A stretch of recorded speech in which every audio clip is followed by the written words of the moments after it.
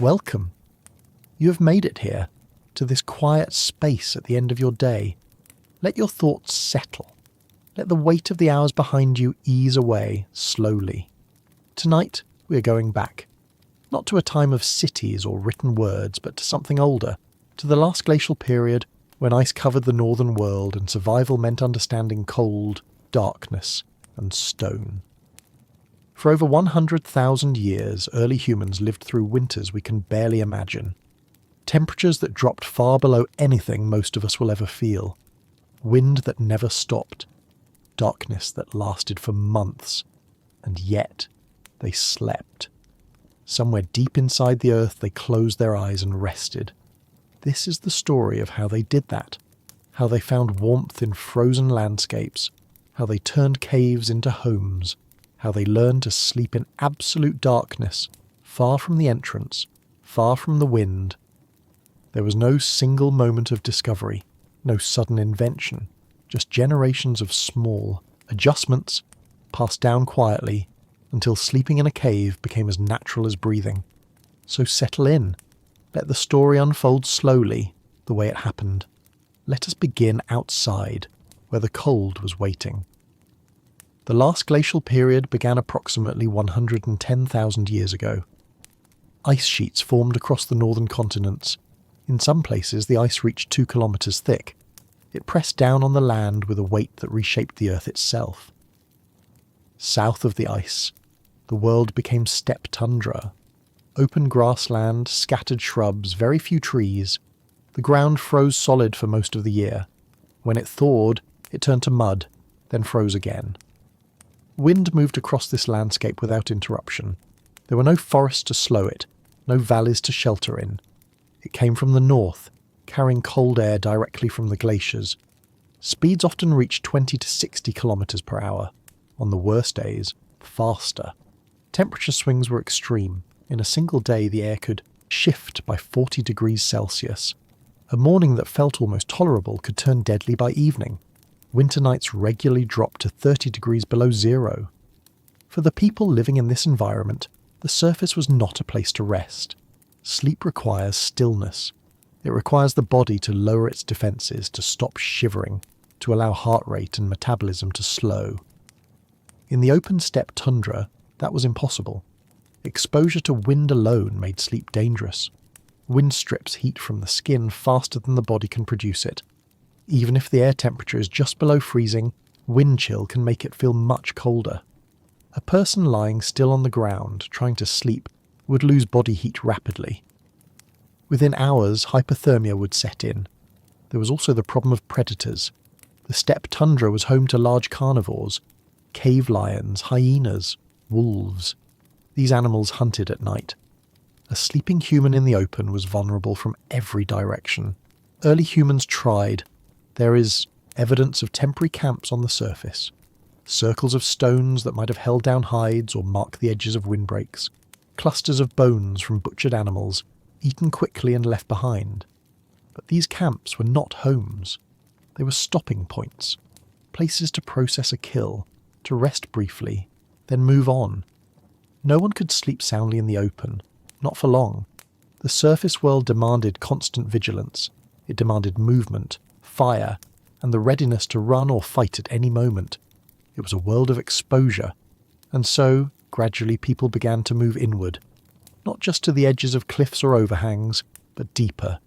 Into places where the wind could not reach. Where the temperature did not swing wildly. Where the entrance could be watched and the back could be trusted. They moved into caves. Not because caves were mysterious or sacred, though they may have become that later. Not because of symbolism or ritual, though those things developed in time. They moved into caves because the stone was still. Because deep inside the air was calm. Because in the chaos of the Ice Age surface, the cave was the only place that felt like tomorrow would be the same as today.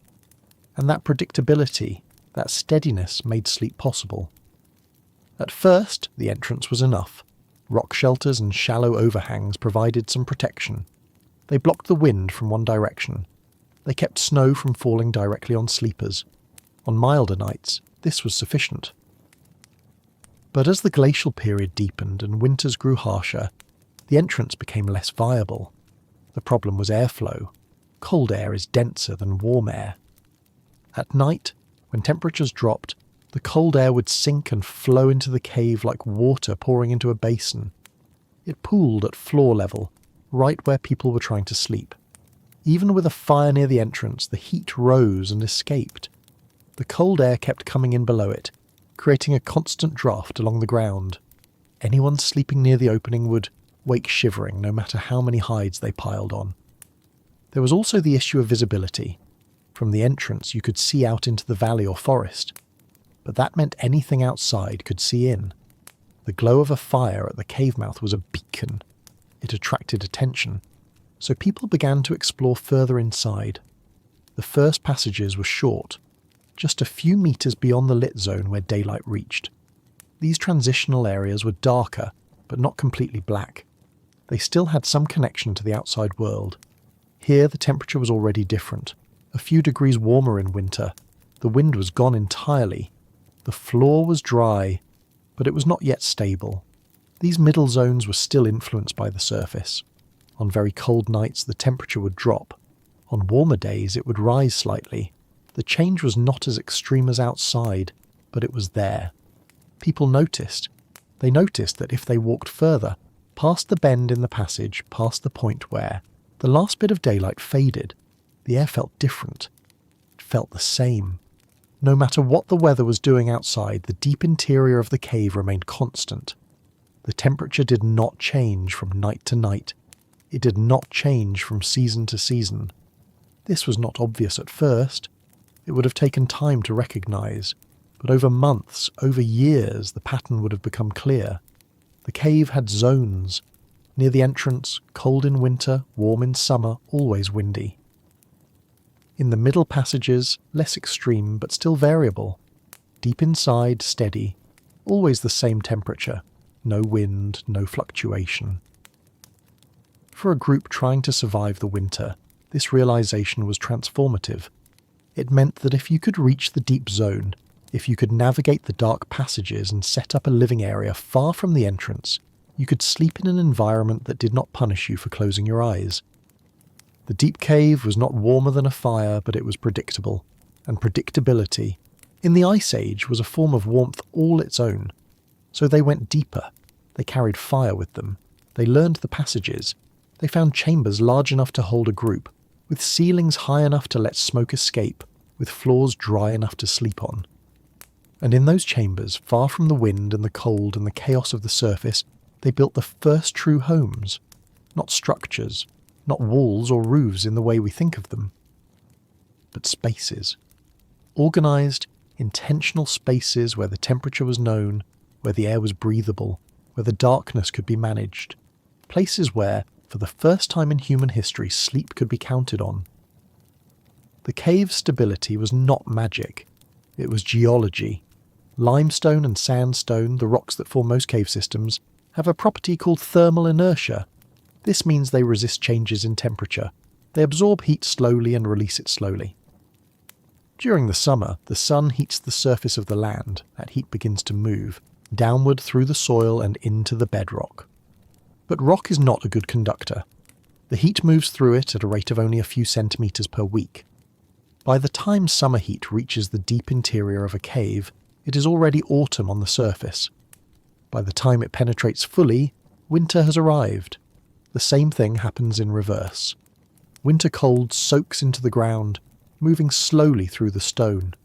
But by the time it reaches the cave's interior, spring has come and gone. The result is a natural buffer. The cave interior reflects the average temperature of the entire year, not the extremes of any single season. In regions where the mean annual temperature was around 10 degrees Celsius, the deep cave stayed near 10 degrees year-round. It might vary by 1 degree, perhaps slightly more, but rarely beyond that. This is called underground confinement. The thick layer of rock above the cave, known as the overburden, acts as insulation. The deeper the cave, the thicker the overburden, the more stable the temperature. For Paleolithic people, this meant something very specific. In winter, when surface temperatures dropped to 20 or 30 degrees below zero, the cave interior remained around 10 degrees above zero. That is a difference of 30 to 40 degrees Celsius. That difference was the difference between sustainable sleep and freezing to death. The human body produces heat constantly, even at rest, but it also loses heat constantly, especially in cold environments. When you sleep, your metabolism slows. You produce less heat. If the surrounding air is too cold, your body cannot keep up. You wake shivering. You cannot fall into deep sleep. Over time, exhaustion sets in. But in a cave holding steady at 10 degrees, the body's heat production was enough. Especially with insulation, hides, bedding, and proximity to others, a sleeping person could maintain their core temperature through the night. The cave did not provide warmth, it provided not cold. It provided a baseline that the human body could work with, and it did this reliably, night after night, month after month, year after year. The stone did not care what was happening on the surface. Blizzards, clear skies, it made no difference. The overburden smoothed everything into a flat line. This reliability allowed people to plan. They knew what the cave would feel like when they returned to it. They knew it would not betray them with a sudden cold snap in the middle of the night. In an Ice Age world defined by unpredictability, the cave was a constant, and that constant was not just thermal. It extended to other conditions as well. Humidity inside caves remained high, often near saturation. This prevented the respiratory dehydration that occurs when breathing very cold, dry air for hours. It also kept skin from cracking and made the air feel less harsh. There was no wind, none. The stillness deep inside a cave is profound. Air moves, but only slowly, driven by gentle, convection currents rather than surface storms. This elimination of wind chill was as important as the temperature itself. Wind accelerates heat loss from the skin. Without it, the same temperature feels significantly warmer. The combination of stable temperature, high humidity, and no wind created a microclimate that was fundamentally different from the surface. It was not comfort, not in any modern sense. 10 degrees Celsius is still cold, but it was survivable, and more than that, it was consistent. The stone remembered. It held the average of all the days, all the seasons, and gave that average back to anyone who ventured deep enough to find it. Not all caves were equal. Some barely penetrated the hillside. They were little more than dents in the rock face, open to the sky, offering no real depth. Others descended steeply, twisting into the earth for hundreds of meters. These deep systems had the best thermal stability, but they also presented challenges: navigation, darkness, the need for reliable light sources. The ideal cave for sleeping was deep enough to reach the zone of thermal constancy, but not so deep that access became dangerous. Archaeologists have found evidence of Paleolithic occupation in caves across Europe. Chauvet in France, Lascaux, Altamira in Spain, Border Cave in South Africa, Lazare Cave in southern France.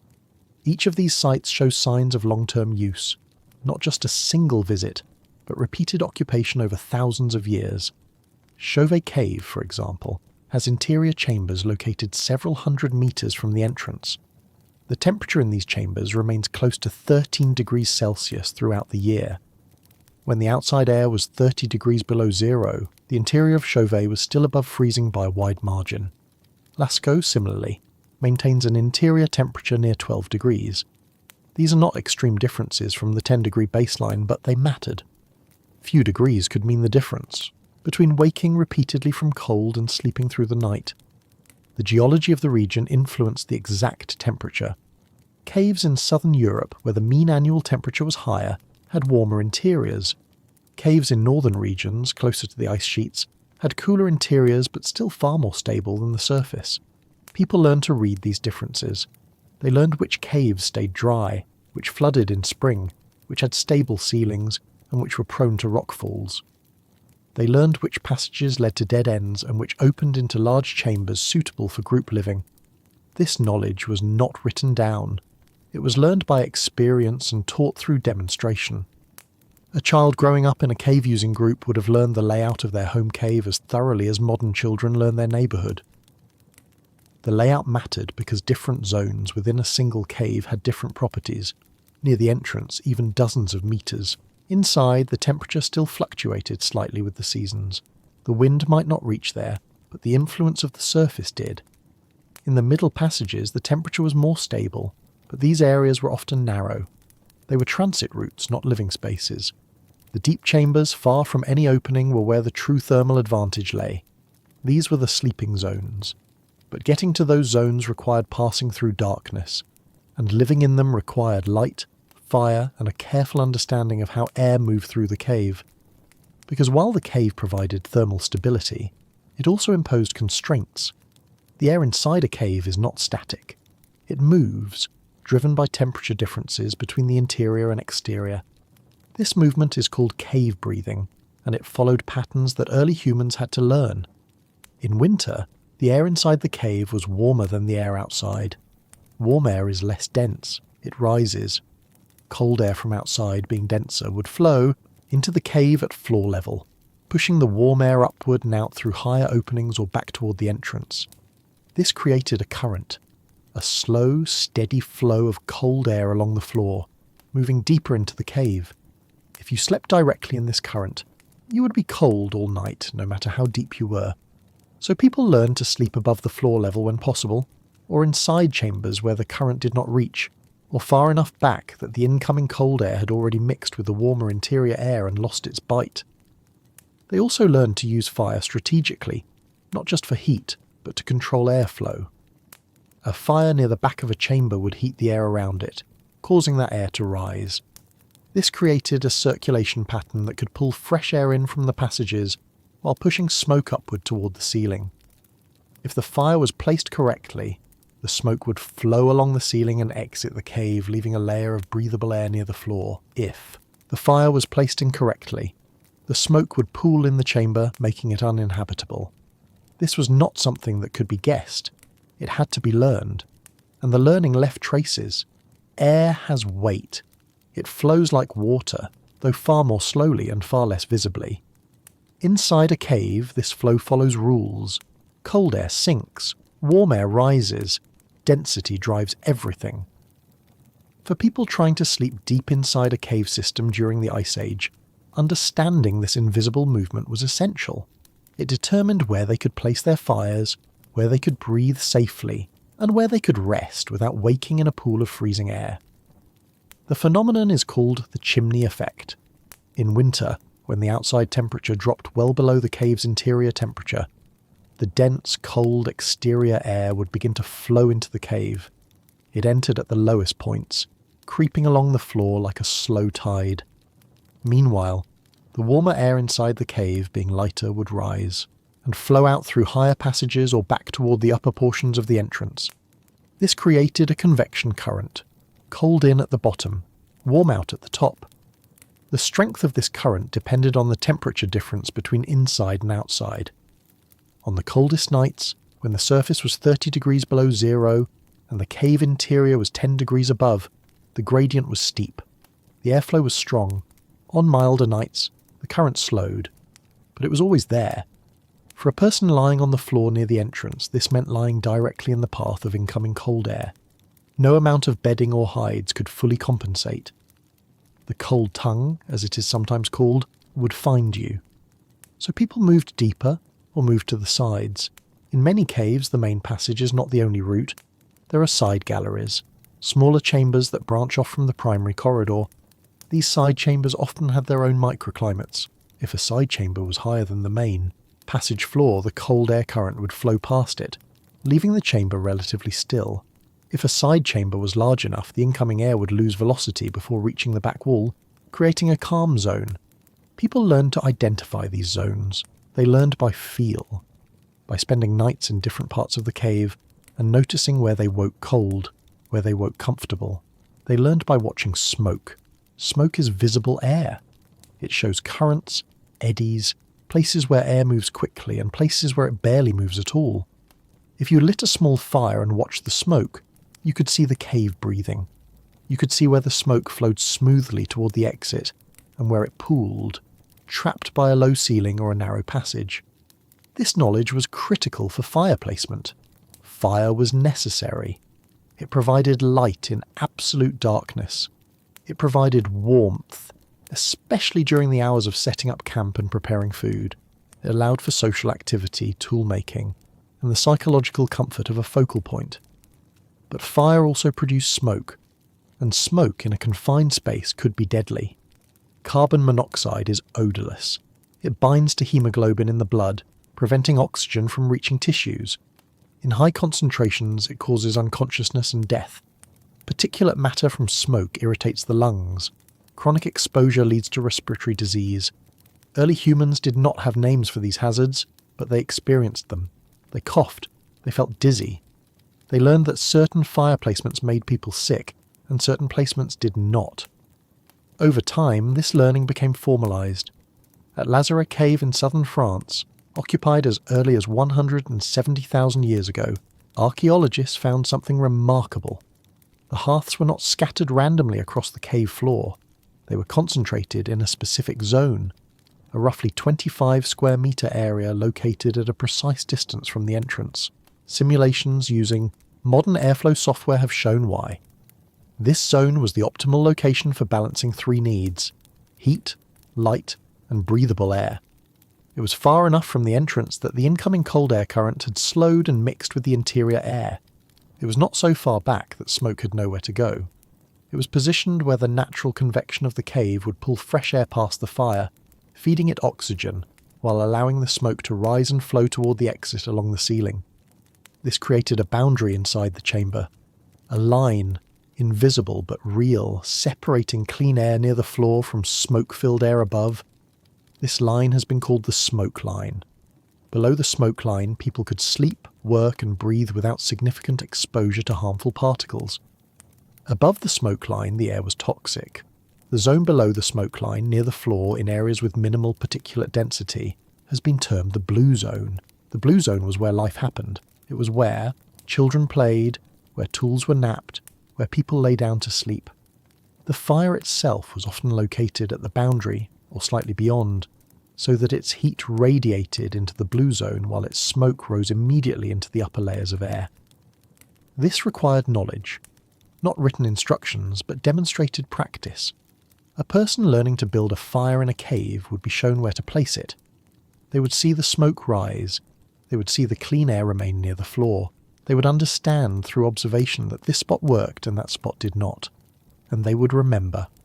When they returned to the cave the next season, or the next year, they would place the fire in the same spot. Evidence of this memory exists in the archaeological record. At many Paleolithic cave sites, hearths are found in layers. One hearth built directly on top of the remains of another, then another on top of that. These multi-layered hearths show that for hundreds, sometimes thousands, of years, people returned to the exact same location to light their fires. The cave's sweet spot was not rediscovered each time. It was known. It was taught. It was part of the living tradition of the group. The stones surrounding these hearths also played a role. Rocks were often arranged in rings or partial circles around the fire. These stones served multiple purposes. They contained the fire, preventing it from spreading. They reflected heat back toward the sleepers, and they absorbed heat during the hours when the fire was burning, then radiated that heat slowly through the night, long after the flames had died down to embers. Limestone, in particular, is good at this. It has a high heat capacity. It warms slowly, but once warm it holds that warmth for hours. A ring of limestone rocks around a well-placed fire could keep a sleeping area noticeably warmer, well into the early morning, when the fire had reduced to ash. This was not accidental. The placement of stones, like the placement of the fire itself, was intentional. People were engineering their environment, not with blueprints or measurements, but with observation, memory, and the slow accumulation of practical knowledge. The result was a space that, while still cold by modern standards, was livable. A space where the air was breathable, where warmth could be retained, and where sleep, real sleep, was possible. Fire was the bridge between the surface world and the deep cave. Without it, the interior passages were inaccessible. Absolute darkness is not just the absence of light. It is disorienting. It erases depth perception, removes reference points, turns every step into uncertainty. But fire in a cave was not the same as fire in the open air. Outside, smoke dispersed into the atmosphere. It rose and scattered with the wind.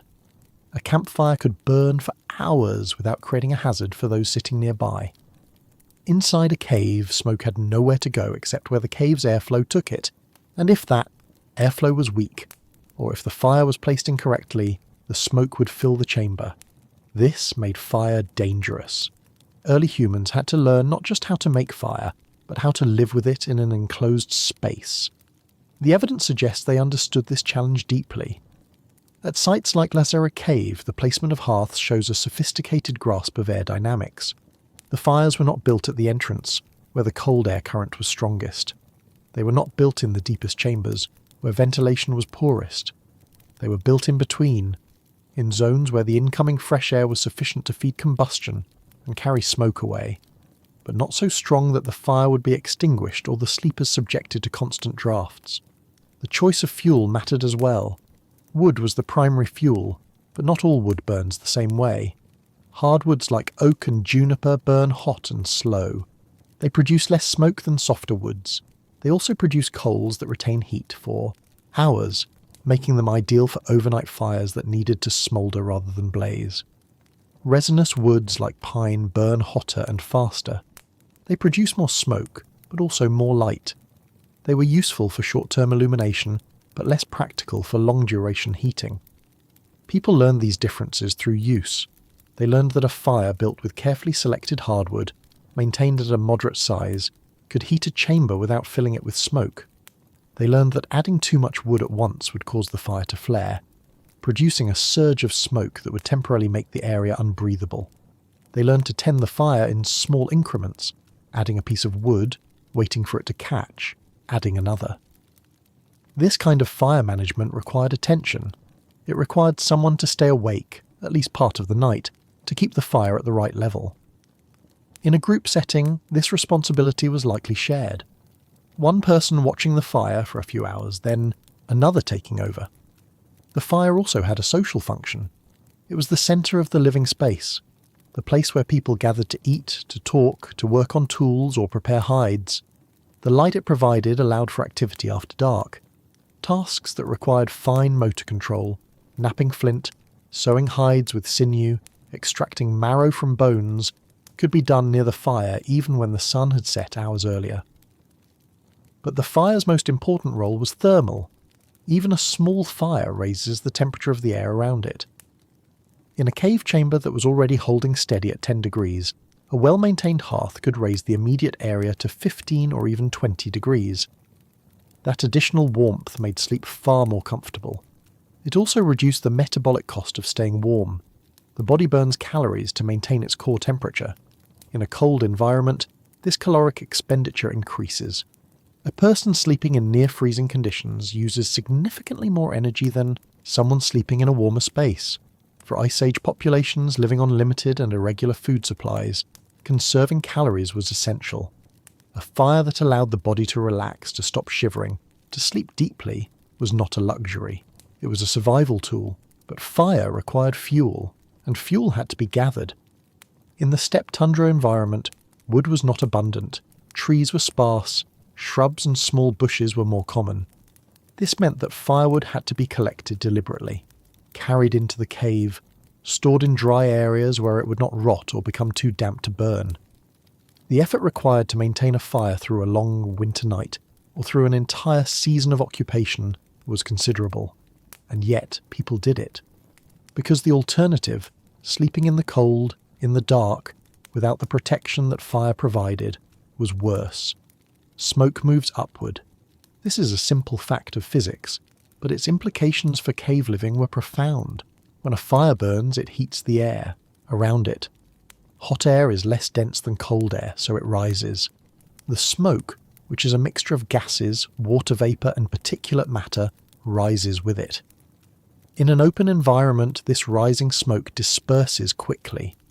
But in a cave, it rises until it meets the ceiling. Then it spreads horizontally, forming a layer. The thickness of this layer depends on how much smoke is being produced and how quickly the cave's ventilation can remove it. If the fire is small and well managed, and if the cave's airflow is good, the smoke layer remains thin and high. It stays near the ceiling. well above the heads of people sitting or lying on the floor. This creates a zone of separation. Near the ceiling, smoke-filled, toxic air. Near the floor, relatively clear, breathable air. The boundary between these two zones is the smoke line. For people living in caves, staying below the smoke line was critical. Chronic exposure to smoke causes respiratory damage. It inflames the lungs, reduces lung capacity, and increases susceptibility to infection. Short-term exposure causes coughing, eye irritation, and dizziness. People would have felt these effects immediately. They would have learned, through direct experience, that breathing smoky air made them feel sick, and they would have adjusted. By keeping the fire small, by placing it where the smoke would exit most efficiently, by sleeping and working in areas where the air remained clear. The zone of clear air near the floor became known, in modern archaeological terminology, as the blue zone. The name comes from air quality monitoring. In modern terms, the blue zone represents areas where particulate density is below harmful thresholds, where the air meets World Health Organization guidelines for breathable environments.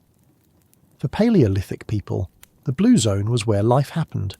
It was where they slept, where they sat to eat, where children played and where social bonding took place. Activities that required only brief exposure to smoke, adding wood to the fire, adjusting the hearthstones could be done in the higher zones. But no one stayed there for long. Sleeping areas were placed deliberately in the blue zone.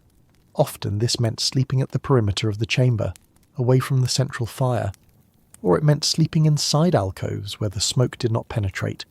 Or it meant sleeping in areas where the natural airflow created a pocket of still, clean air. The archaeological evidence supports this. At sites like Salle Monique in the Grotte de la Vache, the distribution of artefacts shows clear zoning. Near the hearths, high concentrations of burned bone, ash, charcoal and cracked stones. These are the areas where food was processed, where fires were tended, where the heat was strongest. In the peripheral areas, very little debris, no concentrations of bone fragments, no dense ash layers. These peripheral areas are where the bedding would have been placed. The bedding itself rarely survives. Organic materials decay. Grass, hides, and plant fibres disappear within decades or centuries, leaving almost no trace. But occasionally, conditions are right. The site is very dry, or the materials are covered quickly by sediment, or chemical conditions prevent decomposition. At Border Cave in South Africa, such conditions existed. There, archaeologists found preserved layers of grass bedding dating back 200,000 years.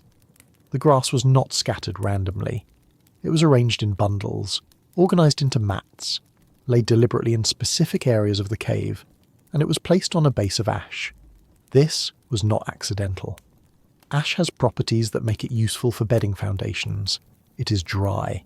It absorbs moisture from the ground, preventing the grass above it from becoming damp. It is abrasive at a microscopic level. Insects that try to crawl through it are damaged. The sharp edges of the ash particles clog their breathing spiracles and abrade their joints. It is also alkaline. Many insects and parasites prefer neutral or slightly acidic environments. Ash creates a hostile chemical environment for them. By laying ash down first, the inhabitants of Border Cave were creating a barrier, a layer that would reduce infestations of fleas, ticks and bed bugs. Above the ash, they placed fresh grass. The grass species used was Panicum maximum, also known as guinea grass. This plant still grows near the cave today. It was chosen for specific reasons. Panicum has broad leaves and strong flexible stems. When bundled together, it creates a springy, resilient mat. It compresses under weight, but does not flatten completely. This gave the bedding a cushioning effect. It provided a buffer between the sleeper and the cold stone floor. The grass also acted as insulation. Air trapped within the bundles reduced heat conduction. A person lying on 30 centimetres of grass would lose far less body heat to the ground than someone lying directly on the stone. The thickness mattered. Thicker bedding meant better insulation. And the inhabitants of Border Cave clearly understood this. The preserved grass layers are substantial. Not thin scatterings, but deliberately constructed mats. This was engineering. Botanical engineering, using locally available materials to solve a specific problem. How to sleep on cold stone without freezing. In many Paleolithic caves, the hearths are not single features. They are stacks, layer upon layer of ash, charcoal and burned stone, each layer representing a separate fire, each fire built in the exact same spot as the one before it. These multi-layered hearths are found at sites across Europe and Africa. At Grotte de la Vache in the French Pyrenees, some hearths contain dozens of individual fire episodes, each one carefully placed within the stone ring left by previous fires. This is not random, it is not convenience, it is memory. The people who used these caves knew where to place their fires. They knew which spots had good airflow. They knew where the smoke would exit cleanly, and where the heat would radiate effectively. And when they returned to the cave, whether days later, or months later, or even years later, they rebuilt their fire in the same location. This suggests cultural transmission. A person learning to use the cave would be shown where to build the fire. They would see the existing hearth. They would see the stones arranged around it. They would understand that this spot had been tested, proven, and deemed optimal, and they would teach the same thing to the next generation. Over time, this created a physical record.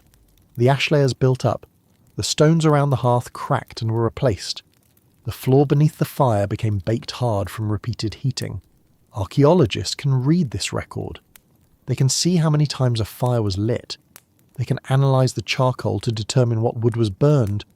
They can study the arrangement of stones to understand how the fire was contained and managed. In some cases, the same hearth was used for thousands of years. This is remarkable. It means that the knowledge of where to place the fire was not lost.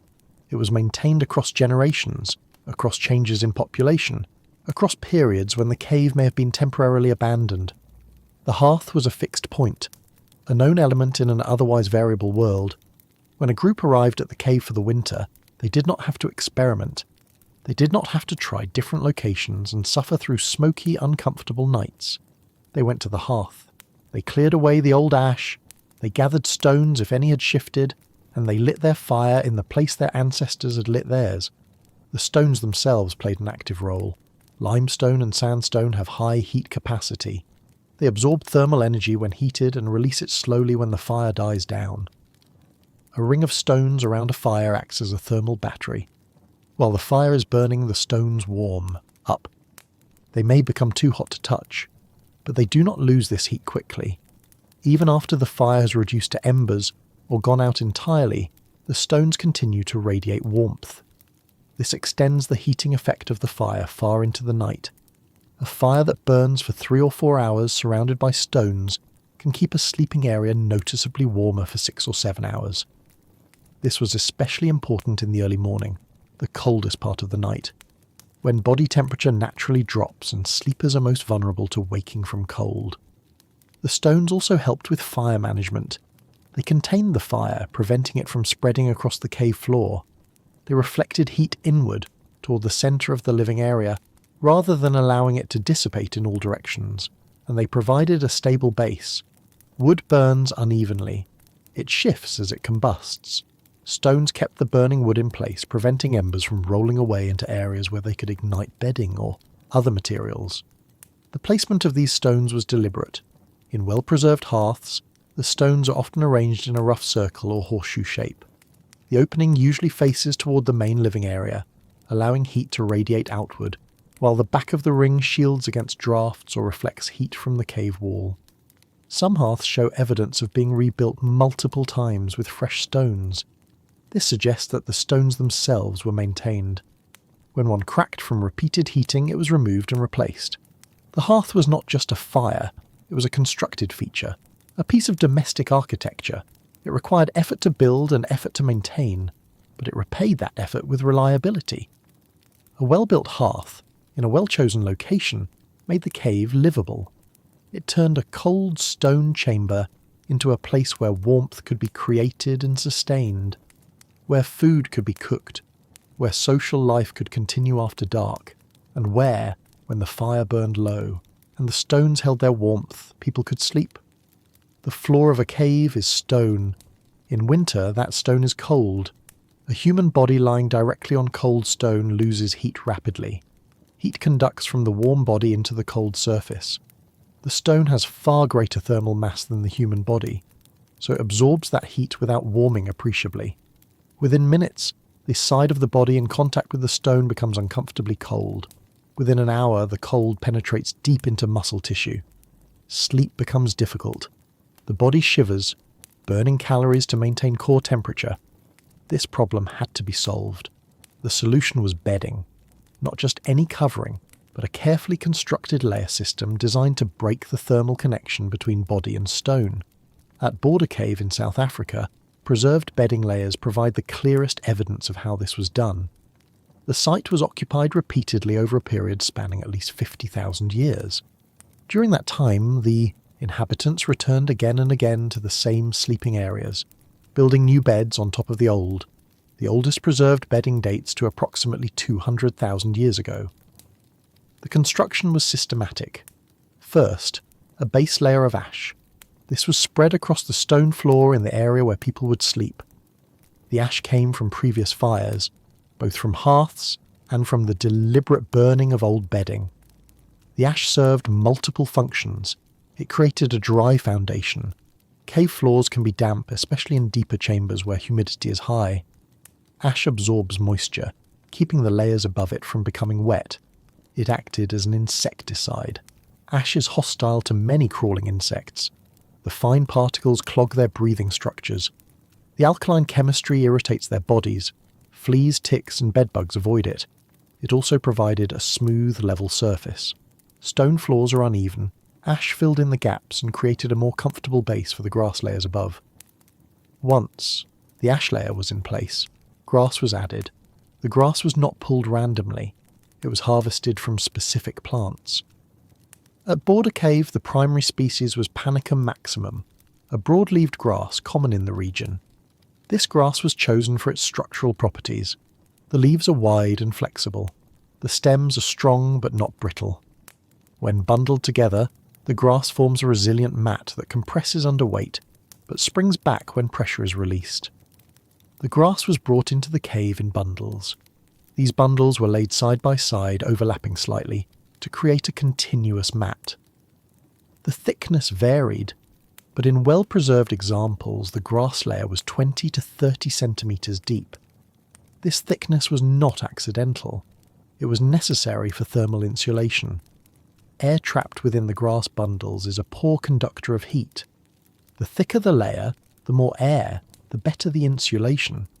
A person lying on 30 centimetres of grass would lose far less body heat to the stone floor than someone lying on a thinner layer.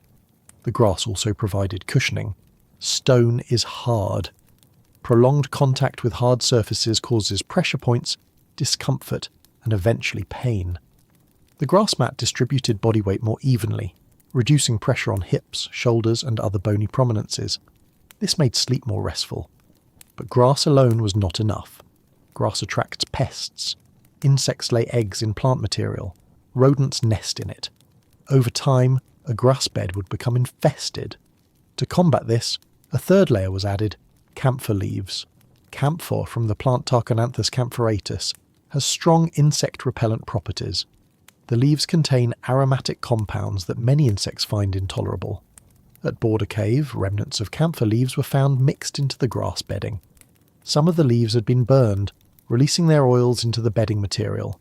This was deliberate pest management. The scent of camphor would deter insects from laying eggs in the grass. It would drive away existing pests, and by burning some of the leaves, the inhabitants could intensify the effect, saturating the bedding with the repellent compounds.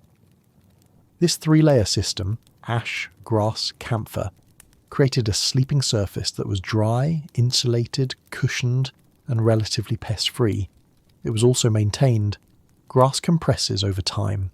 After several nights of use, the mat would flatten, losing some of its insulating properties. Pests would eventually infiltrate despite the camphor, and so, periodically, the bed had to be renewed.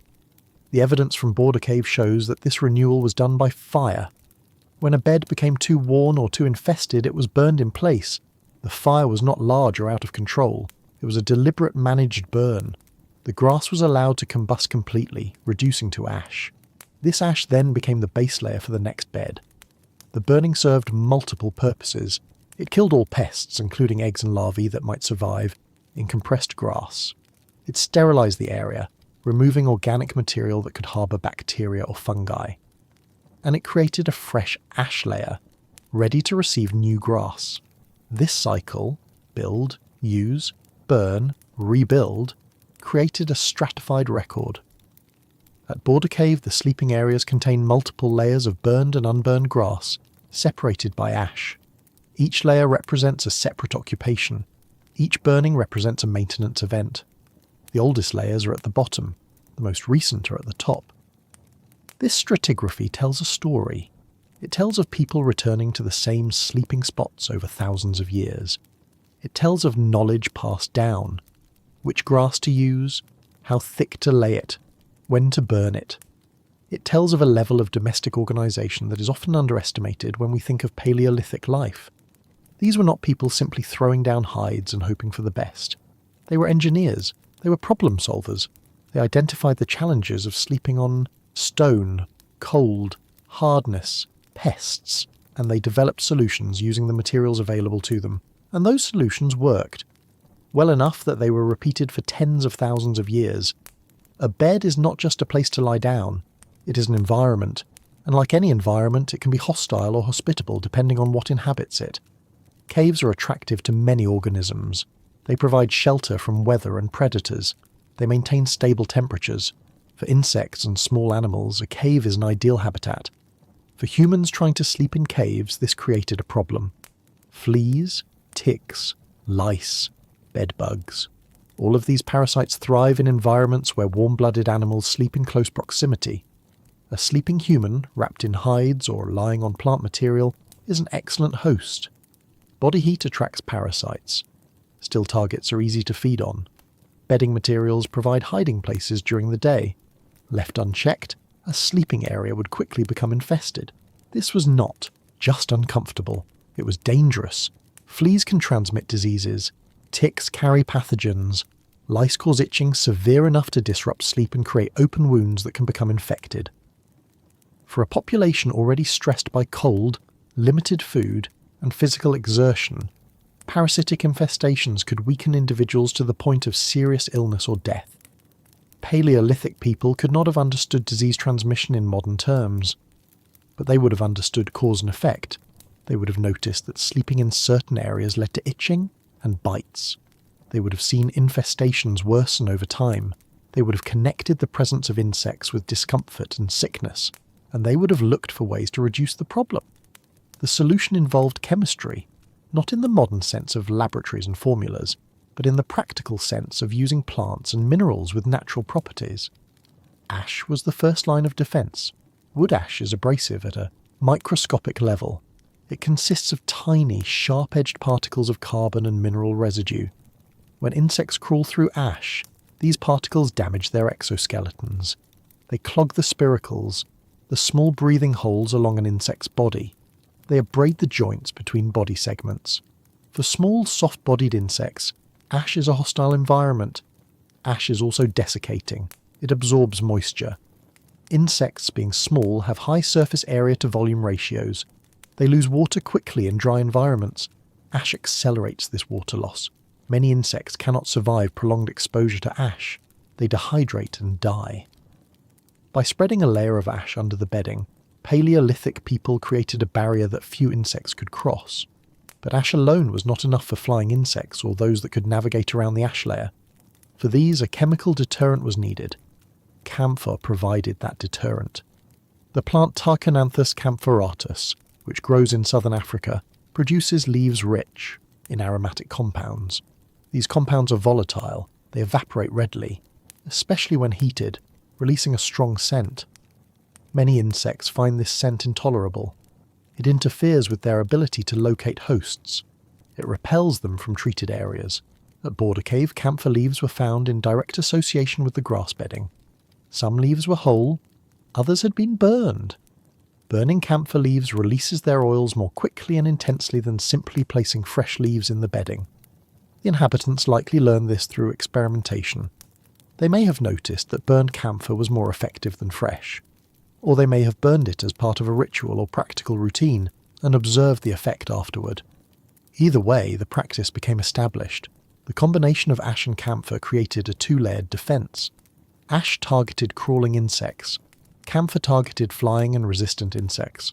Together they significantly reduced the parasite load in the sleeping area. But no system is perfect. Over time, insects would find their way into the bedding. Eggs would be laid. Larvae would hatch. When this happened, the only truly effective solution was fire. Burning the bedding killed everything. Adults, larvae, eggs. Nothing survived a complete combustion. The evidence from Border Cave shows that this burning was done systematically. The burned layers are not random. They occur at regular intervals within the stratigraphy. This suggests that burning was part of a maintenance schedule. Perhaps the bed was burned at the end of each occupation, before the group left the cave for the season. Perhaps it was burned when the infestation reached a certain threshold. Either way, it was not a desperate last resort measure, it was planned. And after the burn, the process would begin again. Fresh ash, fresh grass, fresh camphor, a clean sleeping surface, ready for the next group of occupants. This cycle required effort. Gathering grass took time. Finding camphor required knowledge of where the plants grew. Burning the bed had to be controlled carefully to avoid setting the entire cave on fire. But the effort was worth it. A pest-free sleeping area meant better rest. Better rest meant better health. Better health meant higher survival rates. And so the cycle continued. For thousands of years. The decision to burn a bed was not made lightly. Grass had to be gathered, carried into the cave, arranged carefully. The work required hours, sometimes a full day depending on how far the grass grew from the cave entrance. But the burning was necessary. Over weeks of use the grass compressed. The springy cushion that had provided comfort and insulation became a flattened mat, less effective at both. The camphor scent faded. Oils evaporated or were absorbed into the plant fibres. Without the repellent compounds, insects returned. And despite the ash barrier, some pests always found their way in. Eggs laid in the grass would hatch. Larvae would burrow into the compressed layers. The bed would become a breeding ground. At some point, the discomfort outweighed the effort of renewal, and so the fire was lit. The burning was controlled. Not a wildfire, but a deliberate combustion confined to the sleeping area. The grass was dry. It caught easily. The flames moved through the mat quickly, consuming the plant material and leaving behind a layer of fine ash. The heat was intense but brief. Long enough to kill everything living in the bedding, adults, larvae, eggs, but not long enough to damage the stone floor or surrounding structures. Archaeologists can identify these burning events in the stratigraphic record. Between layers of preserved grass, there are layers of pure ash. Fine, powdery, sterile. These ash layers represent complete combustion. The grass reduced entirely to mineral residue. In some cases, the ash is several centimetres thick. This suggests substantial beds fully burned. In other cases, the ash is thinner, perhaps indicating partial burns or smaller sleeping areas. But the pattern is consistent. Grass layer, ash layer, grass layer, ash layer, repeated over and over. At Border Cave, this pattern extends back 200,000 years. 200,000 years of the same practice. Build, burn, rebuild. This is continuity. This is cultural knowledge transmitted across time spans almost incomprehensible in human terms. The people who burned beds at Border Cave 190,000 years ago could not have known that their descendants would be doing the same thing 10,000 years later, or 50,000, or 100,000. But the practice endured because it worked. The burning reset the sleeping area. It cleared away the accumulated organic debris, the compressed plant matter, the insect colonies. It left behind a clean slate, a sterile base of ash. And that ash became the foundation for the next bed. This created a feedback loop. Each burning produced the material needed for the next construction. The ash was not waste. It was a resource, a practical resource, providing the dry insect-hostile base layer that made the next bed more effective. And perhaps a symbolic resource as well. Fire transforms. It takes what is old and worn and reduces it to something clean and new. The burning of the bed may have carried meaning beyond pest control. It may have marked transitions, the end of one season, the beginning of another, the departure of one group, the arrival of the next. We cannot know this with certainty. Symbolic meaning leaves few traces in the archaeological record, but the care with which these beds were constructed and maintained suggests that sleep was not taken for granted. The sleeping area was tended, it was managed, it was important enough to warrant significant effort, and when it needed to be renewed, fire was the tool, not destructive, but regenerative, clearing away the old so the new could be built properly. The deep cave is dark in a way that is difficult to describe to someone who has never experienced it. There is no ambient light, none. No glow from distant streetlights, no moonlight filtering through windows, no electronic devices casting faint illumination. Just absolute complete darkness. In this darkness, movement is nearly impossible without artificial light. You cannot see the ground at your feet. You cannot see the walls closing in or opening up.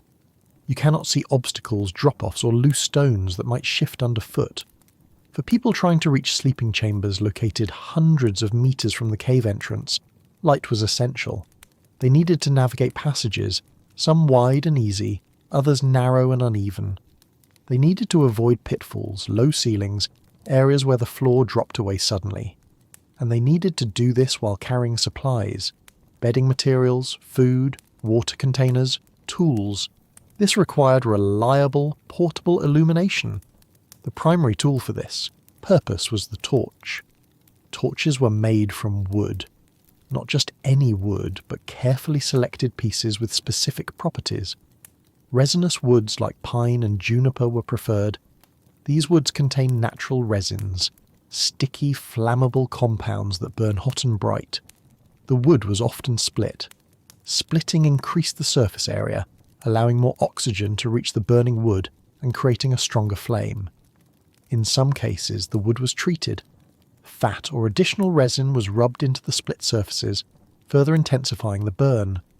Experimental archaeology has tested these ancient torches. Replicas made from juniper and pine, prepared using Paleolithic techniques, produce impressive results. They burn brightly. The light radius extends up to 6 meters in the darkness of a cave. This is enough to illuminate a passage clearly, to see where you are stepping, to navigate confidently. But the duration is limited. A typical torch burns for 40 to 60 minutes, some last slightly. Longer if the wood is dense and well prepared. Others burn faster if the wood is dry and resinous. 60 minutes is not long when you're moving through complex cave systems, but it was enough. Most sleeping chambers were not located at the absolute farthest reaches of the cave. They were deep enough to reach thermal stability, but accessible enough to be practical. A journey of 20 or 30 minutes from the entrance to the sleeping area was typical. This meant a single torch could provide light for the trip in and still have burning time left for setting up the sleeping area or lighting a hearth. The trade-off was smoke. Torches produce significant smoke. The rapid combustion of resinous wood releases particulates and gases in high concentrations. In the confined space of a cave passage, this smoke would quickly become uncomfortable. But again, the duration limited the problem. The torch burned bright and fast. By the time the smoke became oppressive, the journey was over, and, once the group reached their destination, the torch could be extinguished or allowed to burn out. The evidence for torch use is abundant. In many Paleolithic caves, archaeologists have found scattered deposits of charcoal along the main passages. These are not hearths. The charcoal is not concentrated or associated with stone rings or burned bone. Instead, it appears in small clusters. A few pieces here, a few more there, spaced at intervals along the route. These are torch remnants.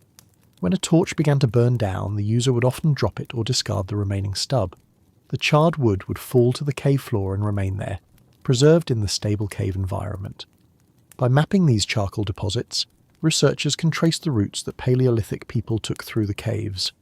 Some routes lead to painted chambers, others lead to deep galleries used for habitation. Still others end at dead ends, suggesting exploration or abandoned paths. The torches left a trail, not intentionally, but as a byproduct of their use, and that trail, thousands of years later, can still be followed. Once the destination was reached, a different light source was needed. Torches were excellent for travel, bright, directional, powerful. But they were short-lived and produced too much smoke for prolonged use in a confined sleeping chamber. What was needed was a light that could burn for hours, a light that was stable, that did not need to be carried, that produced minimal smoke. The solution was the grease lamp. These lamps were simple in construction but effective in practice.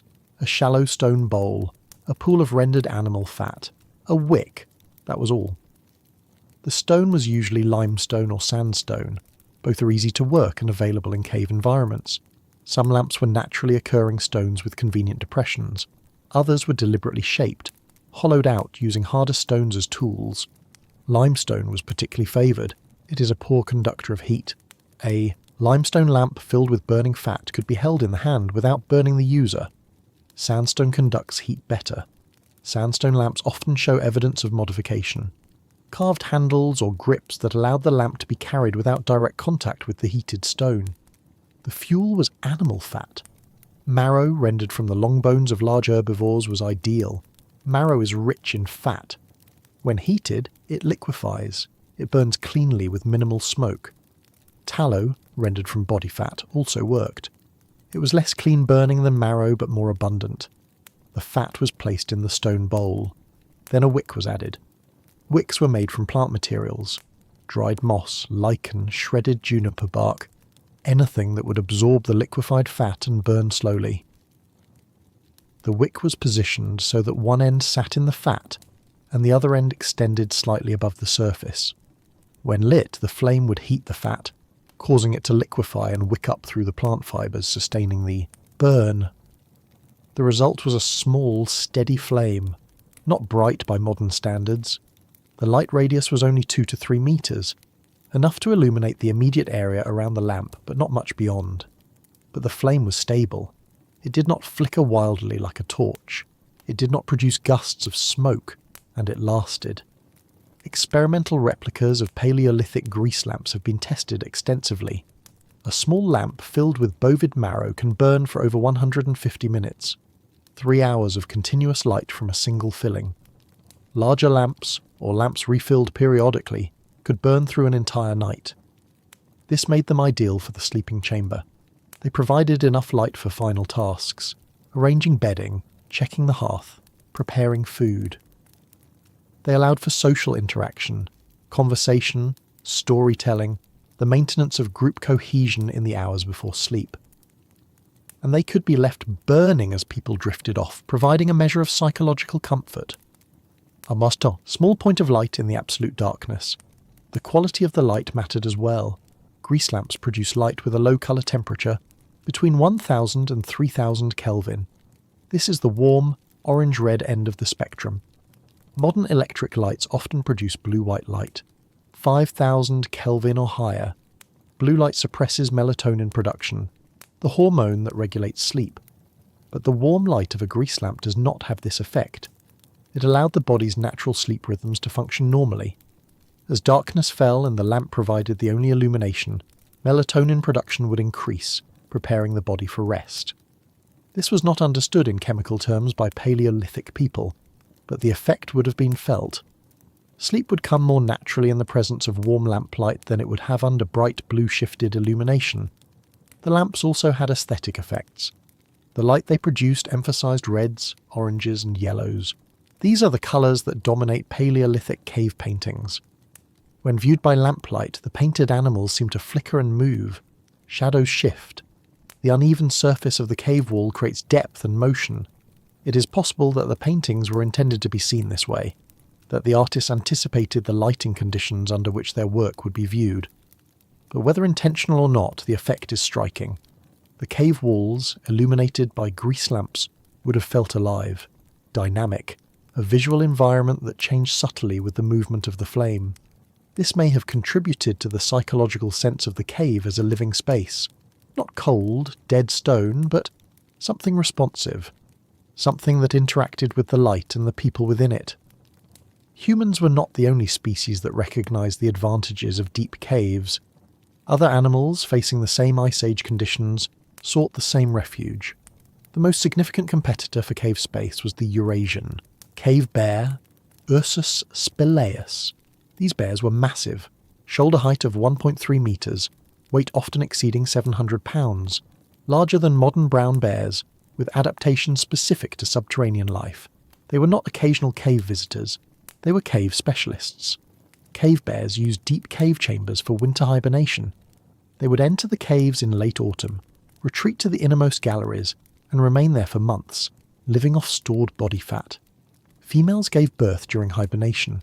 Cubs were born in the darkness of the deep cave, sheltered from the winter cold. This reliance on caves was extreme.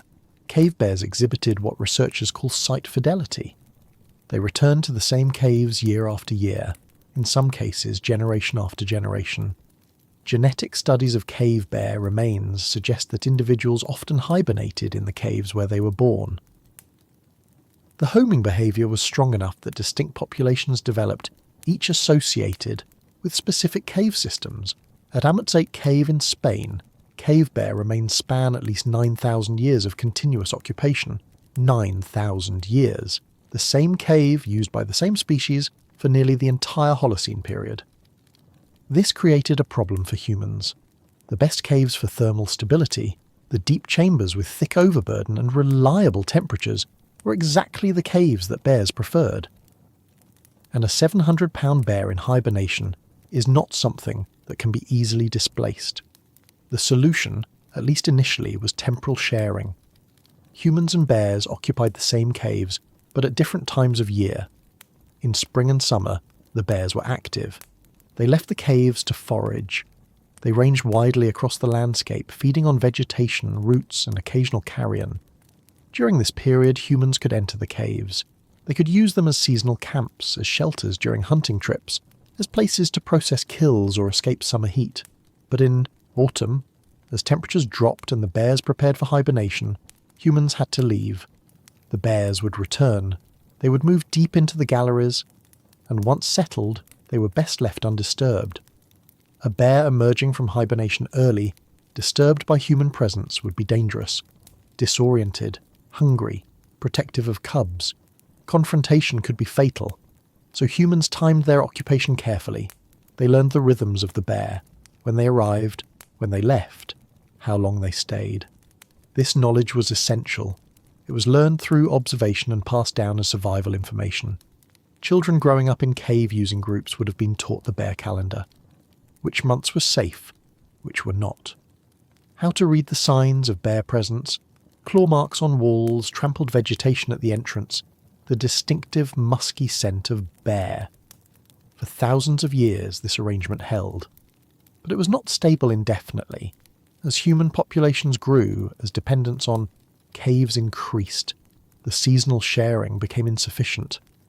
Humans began to need the caves year-round, not just as summer shelters, but as winter refuges.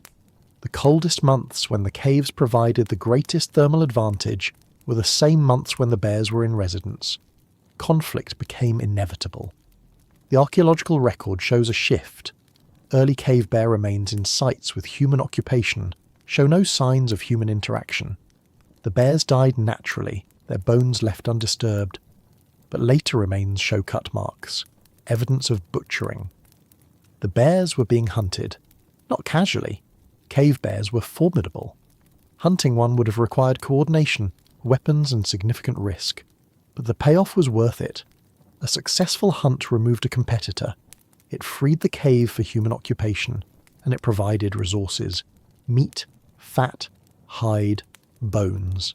A single bear could feed a group for days. The pelt, with its thick winter coat, made excellent bedding or clothing. Over time, humans became more aggressive in claiming cave space.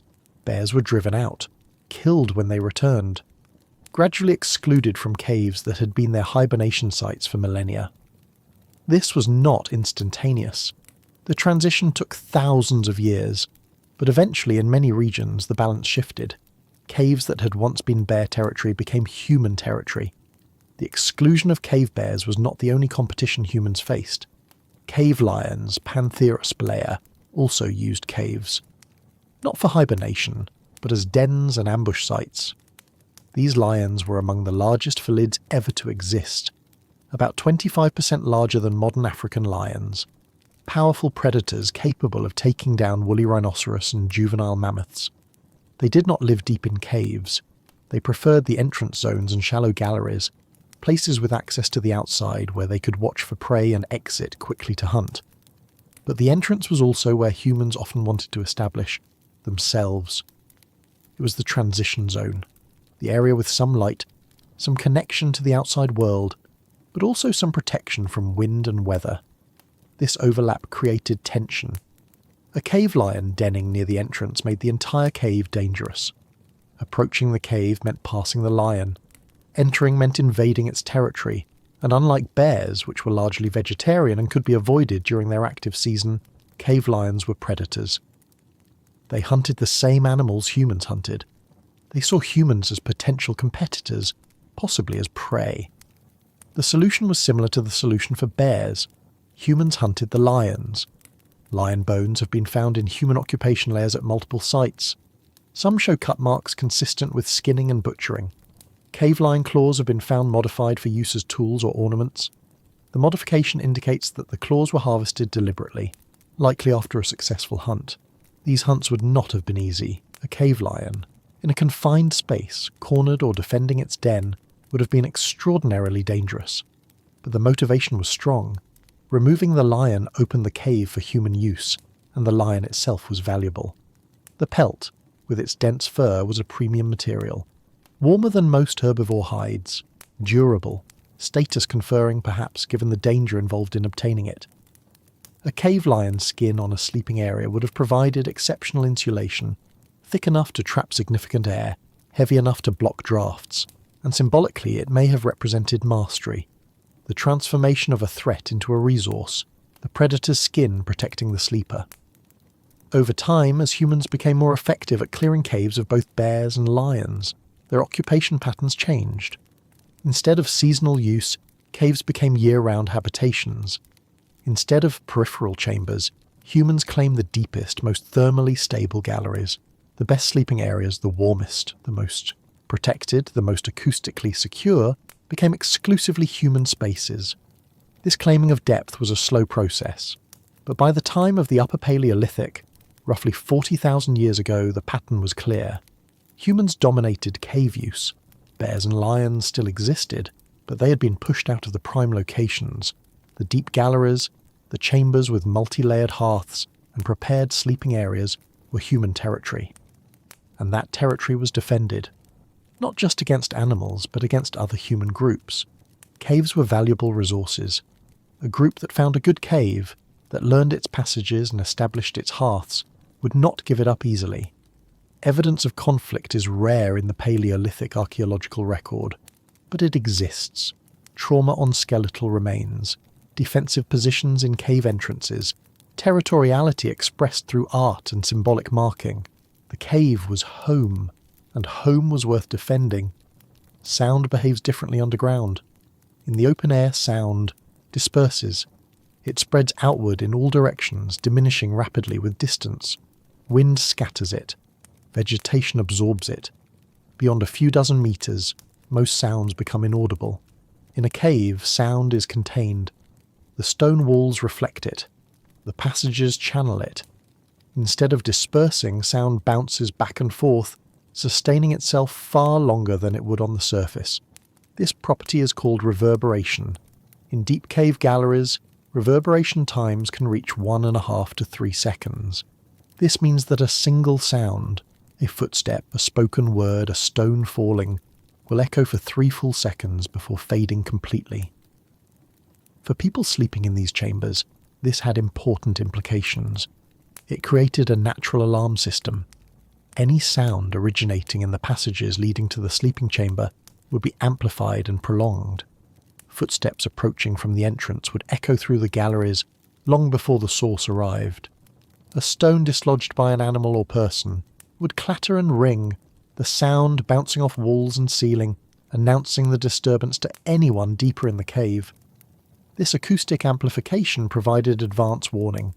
In absolute darkness, vision was useless, but hearing remained acute, perhaps more acute than usual given the lack of visual distraction. A group sleeping in a deep chamber would hear approaching threats long before those threats reached them. This allowed time to react, time to wake, to ready weapons, to organise a defence or retreat further into the cave. The acoustic properties varied from cave to cave. Chambers with high ceilings and smooth walls produced longer reverberation. Sound bounced cleanly, sustaining itself. Chambers with irregular surfaces with stalactites and flowstone formations absorbed more sound. The reverberation was shorter, the echoes less distinct. But even in chambers with poor acoustics, the effect was present. Sound did not disappear immediately, it lingered, and that lingering was enough to provide warning. There is another aspect to cave acoustics that may have been significant. Low-frequency sounds, sounds below the range of human hearing, behave differently than higher frequencies. In certain cave geometries, low-frequency resonance can occur. The cave acts like a musical instrument, amplifying specific frequencies. These resonant frequencies are felt more than heard. They create vibrations that the human body perceives as a physical sensation, a rumble in the chest, a sense of presence. Some researchers have suggested that Paleolithic people were aware of this phenomenon. In caves like La Pasiega and Achura in Spain, areas with strong acoustic resonance often correlate with concentrations of cave art. The paintings are not randomly distributed. They cluster in zones where the acoustics are unusual, where sound behaves in distinctive ways. This may have been intentional. The caves may have been chosen not just for their thermal properties but for their acoustic properties as well. A chamber that produced strong resonance when sounds were made, drumming, singing, chanting, may have felt sacred or significant. The physical sensation of sound resonating through the body is powerful. It creates a sense of connection between the person and the space. For a group sleeping in such a chamber, the acoustic environment was part of the experience. The silence was not truly silent. There was always the faint sound of breathing, the occasional shift of a body on the bedding, the settling of stones in the hearth, and in that near silence any new sound was immediately noticeable. The drip of water from a distant stalactite, the movement of air through a narrow passage, the rustle of a small animal in the outer galleries. These sounds did not threaten, but they created an acoustic landscape, a soundscape that the sleepers would have known intimately. Changes in that soundscape would wake them, a sound that did not belong, footsteps in an unexpected pattern, the scrape of claws on stone. The cave itself became a sentinel. Its acoustic properties extended the range of human perception. It allowed sleeping people to monitor the approaches to their chamber without maintaining constant visual watch. In the Ice Age, when threats could come at any time, this passive monitoring was valuable. It reduced the need for someone to stay awake and alert through the entire night. The cave did some of that work. It listened, and when something approached, it announced it. Sleep requires a sense of safety. The human nervous system is designed to remain alert to threats. Even during sleep, the brain continues to monitor the environment. Unusual sounds, temperature changes, movement nearby, all can trigger partial waking or full arousal. In an environment where threats are constant, deep sleep becomes difficult. The body remains in a state of low-level vigilance. Heart rate stays elevated, stress hormones remain present. The sleep is fragmented, unrestorative. This has metabolic costs.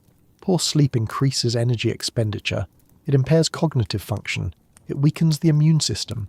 Over time, chronic sleep deprivation leads to increased mortality.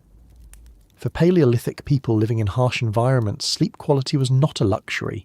It was a survival factor, and one of the most significant factors affecting sleep quality was the sense of safety. In the open steppe tundra, safety was difficult to achieve. Threats could approach from any direction. There was no barrier between the sleeper and the environment.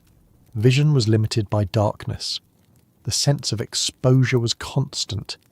Even with a fire and a group of companions, sleeping in the open meant sleeping in a state of partial alertness. The cave changed this. By moving deep into a cave, humans created a defensible space. The threat vectors were reduced. Instead of 360 degrees of potential danger, there was now a single approach, the passage, leading to the sleeping chamber. This reduction in threat angles had a measurable psychological effect. The amygdala, the part of the brain responsible for threat detection and fear response, could downregulate. Instead of scanning constantly for danger from all directions, it could focus on a single point of vulnerability. And that single point was often distant. The entrance to the sleeping chamber might be tens or hundreds of meters from the cave entrance. Multiple passages and turns separated the sleepers from the outside world. This distance provided a buffer. Any threat approaching from outside would have to navigate the passages. It would trigger the acoustic alarm system. It would announce itself long before reaching the sleeping area. This advance warning allowed the amygdala to relax. The brain could shift from hypervigilance to monitoring mode. Alert but not anxious. Responsive but not stressed. This shift allowed for deeper sleep. Research on modern populations suggests that people sleep more soundly in enclosed spaces than in open ones. The preference for sleeping in rooms rather than outdoors, for beds positioned against walls rather than in the centre of a space, for blankets that create a sense of containment. All of these are expressions of the same underlying psychology. Enclosure provides a sense of protection, and that sense of protection allows the nervous system to stand down, at least partially, during sleep. For Paleolithic people, the cave provided the ultimate enclosure: stone walls that could not be breached, a limited number of access points, acoustic properties that amplified warnings, thermal stability that reduced environmental stress. All of these factors combined to create a space where deep restorative sleep was possible. The evidence supports this. Studies comparing mortality rates between open-air Paleolithic sites and cave sites show a significant difference. People living primarily in caves had approximately 47% lower mortality rates than those living in open-air camps. This difference is substantial. It suggests that cave dwelling provided real survival advantages. Some of those advantages were thermal. Caves reduced the metabolic cost of maintaining body temperature. Some were defensive. Caves reduced predation risk, but some were almost certainly related to sleep quality. Better sleep meant better health, better cognitive function, better immune response, better ability to perform the complex tasks necessary for survival in Ice Age Europe. The cave allowed the body to rest fully, and that rest, over the course of a lifetime, translated into longer life expectancy. The psychology of enclosure is still present in modern humans. We still prefer to sleep in enclosed, defensible spaces. We still feel safer with walls around us. We still experience stress when sleeping in exposed environments. This is not cultural. It is neurobiological. It is the legacy of the Ice Age, when sleeping in the right cave, in the right chamber, deep enough to be safe, meant the difference between waking up and not waking up at all. The deep cave is not just dark at night. It is dark always. No daylight reaches the interior chambers. The darkness is absolute, total, and constant. Modern humans rarely experience this kind of darkness. Even at night there is usually some ambient light, starlight, moonlight, distant artificial sources. But in a deep cave gallery, hundreds of meters from the entrance with no artificial light, there is nothing. The eyes remain open, searching for visual information, but receive none. The brain continues to process visual input, but there is no input to process. This sensory deprivation has profound effects. Studies of people spending extended periods in caves, such as the experiments conducted by Michel Siffre in the 1960s, have documented these effects. Circadian rhythms begin to drift. Without external light cues, the internal clock loses synchronization with the 24-hour day. Sleep-wake cycles lengthen or shorten unpredictably. Time perception becomes distorted. Hours feel like minutes, or minutes feel like hours. The sense of duration breaks down. And in the absence of external visual stimuli, the brain begins to generate its own. These are not hallucinations in the pathological sense. They are a normal response to sensory deprivation. The visual cortex, deprived of input, becomes hyperactive. It begins to interpret random neural noise as meaningful signals. Patterns emerge. Geometric shapes, flickering lights, moving forms. In total darkness, these internally generated images can seem as real as external perceptions. For Paleolithic people sleeping in deep cave chambers, this phenomenon would have been a regular experience. After the grease lamps burned out, after the hearth reduced to embers, the chamber would be completely dark. and in that darkness, as sleep approached, the boundary between waking and dreaming would blur. Images would appear. Not dreams exactly, but not quite waking visions either. Something in between. The uneven surfaces of the cave walls would provide a canvas for these projections.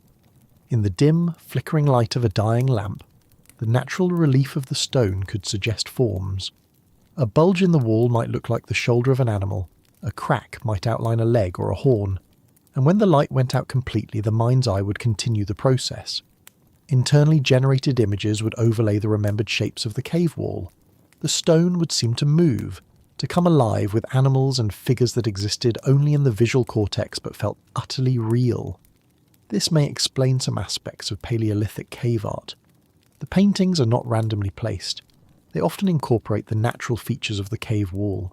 A painted bison uses a natural bulge in the stone as its body. A horse's back follows a ridge in the rock. The artist worked with the stone, not against it. And the locations of the paintings often coincide with areas of the cave that have unusual acoustic properties, chambers where sound resonates strongly, where singing or drumming would create physical vibrations.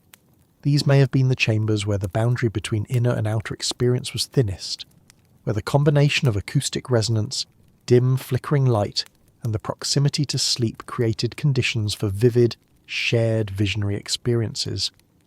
The cave, in this sense, was not just a physical shelter, it was a psychological space, a place where the external world receded and the internal world expanded, where the darkness removed distractions and allowed the mind to turn inward. For modern people accustomed to constant stimulation, this might seem terrifying. The idea of hours in absolute darkness with no screens, no books, no entertainment seems unbearable. But for Paleolithic people, it may have been familiar. Even valued, the darkness was predictable. It was safe. It was part of the rhythm of life in the cave, and in that darkness the mind was free to wander. Stories could be told, not written or recorded, but spoken aloud and remembered, passed from one generation to the next through oral transmission. The darkness made listening easier. Without visual distractions, the voice became the entire world. The rhythm of storytelling, the cadence of speech, the shared experience of narrative in the dark. These may have been central to how Paleolithic groups maintained social cohesion. Sleep in this context was not just a biological necessity, it was a social event. The group settled together in the darkness. They heard each other breathing. They knew who was present by sound alone. This proximity, this intimacy, created bonds. The cave was not just where they slept, it was where they became a group, where individual survival merged into collective survival, and the darkness, rather than being a threat, became a container, a space where the chaos of the external world was held at bay, and the internal world of the group could develop. In the French Pyrenees, deep within the Grotte de la Vache, there is a chamber called Salle Monique. It has been excavated extensively. The findings provide one of the most complete pictures of how a Magdalenian group organised their winter living space.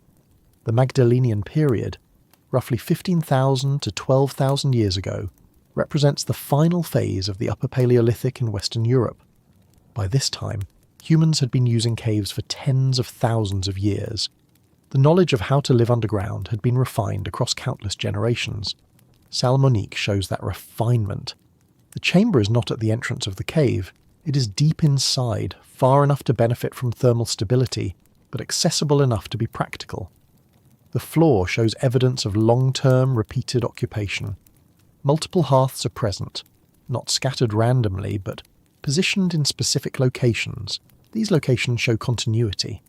The hearths were rebuilt in the same spots over many occupation periods.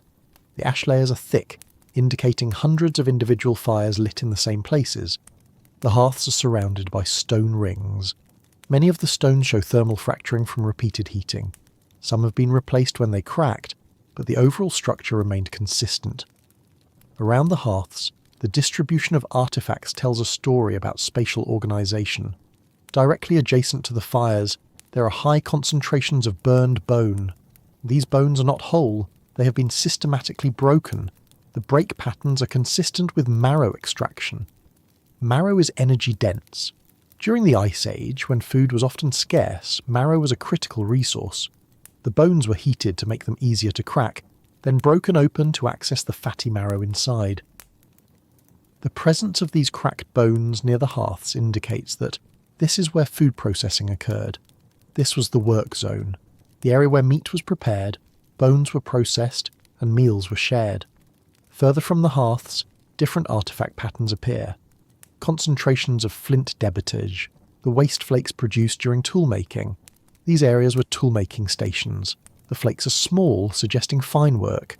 The production of points, scrapers, burins, tools that required precision and concentration. These stations are positioned to take advantage of the hearth's light, but are not directly adjacent to the fire. The work required good visibility but not intense heat. And then, at the periphery of the chamber, in areas furthest from the dense concentrations of ash and bone, there is very little debris. These clean zones are where the bedding would have been placed. The logic is clear. Keep the sleeping areas away from the mess of food processing and tool making.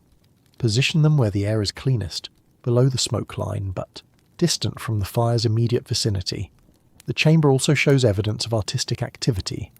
Pigments have been found. Ochre, both red and yellow. Black manganese dioxide. These were ground into powder using stone pestles and mortars. Some of the pigment was mixed with binders. Fat or blood, substances that would help the colour adhere to surfaces. And scattered among the pigments, researchers found biotite, a dark mica mineral. Biotite is reflective. When mixed into paint and applied to a surface, it catches light. It creates a subtle shimmer. In the flickering light of a grease lamp, this shimmer would have been pronounced. The cave walls, painted with biotite-enhanced pigments, would have seemed to move. The light would catch the mica flakes at different angles as the lamp flame wavered. This was not accidental. The choice to include biotite suggests an awareness of how the paint would look under specific lighting conditions. The inhabitants of Salle Monique were not just creating functional space. They were creating aesthetic space. They were making the cave beautiful, or at least making it feel less like cold stone and more like home. The spatial organisation of Salle Monique reflects practical concerns. Fire placement for heat and light. Work zones positioned for efficiency. Sleeping areas kept clean and separate. But it also reflects something more. It reflects intentionality. The sense that this space mattered. That it was worth organising carefully, worth maintaining, worth embellishing. The cave was not just a shelter from the cold. It was a place to live.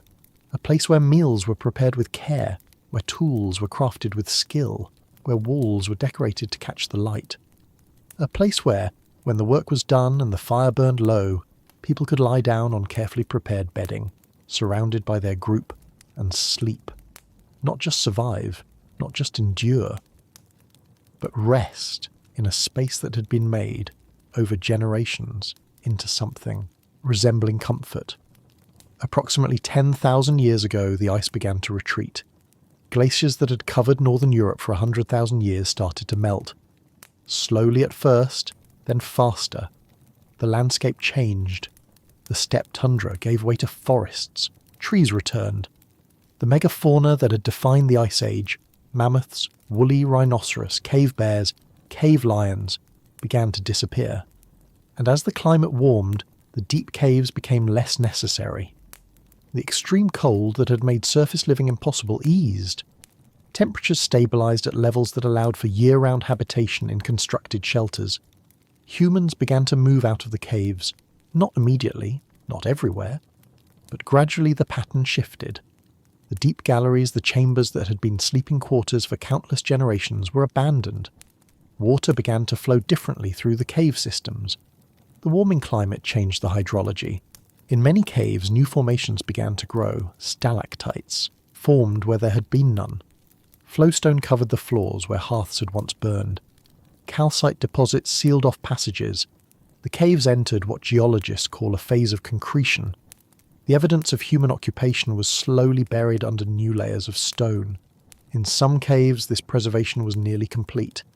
The bedding layers, the hearths, the artifacts, all remained, frozen in time under a protective layer of mineral deposits. In other caves, the formations destroyed the evidence. Stalactites pierced through occupation layers. Flowstone covered and distorted the archaeological record. But even as the caves were abandoned, the legacy of cave dwelling persisted. The human preference for enclosed sleeping spaces did not disappear. People built structures, huts, houses, shelters with walls and roofs that replicated the enclosure of the cave. They created interior spaces with controlled temperatures, protected from wind, defensible against threats. The architecture changed. The materials changed. But the underlying principle remained the same. Sleep requires safety. Safety requires enclosure. Enclosure requires walls. This is not cultural preference. It is neurobiological inheritance.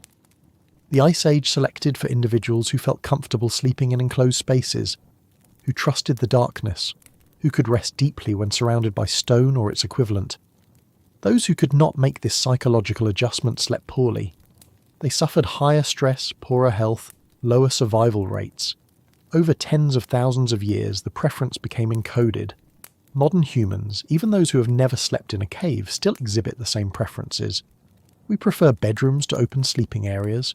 We prefer beds against walls rather than in the centre of rooms. We prefer covers and blankets that create a sense of containment. We regulate temperature in our sleeping spaces, seeking the same thermal stability that the cave provided naturally. We reduce light at night, creating the darkness that signals the brain to produce melatonin and initiate sleep. We value quiet or at least consistent background noise, replicating the acoustic environment of the deep cave where only meaningful sounds broke the silence. The modern bedroom, in all its variations across cultures, is a technological recreation of the Paleolithic sleeping chamber. Climate control replaces the cave's thermal inertia. Walls replace the stone overburden. Mattresses replace the grass bedding. Pillows and blankets replace the animal hides. But the function is identical: to create a space where the body can relax, where the amygdala can downregulate, where deep restorative sleep is possible. The cave taught us what we needed, and we have been recreating those conditions ever since. In Salle Monique and chambers like it, the hearths are cold now. The bedding has long since turned to dust. The walls still bear traces of pigment.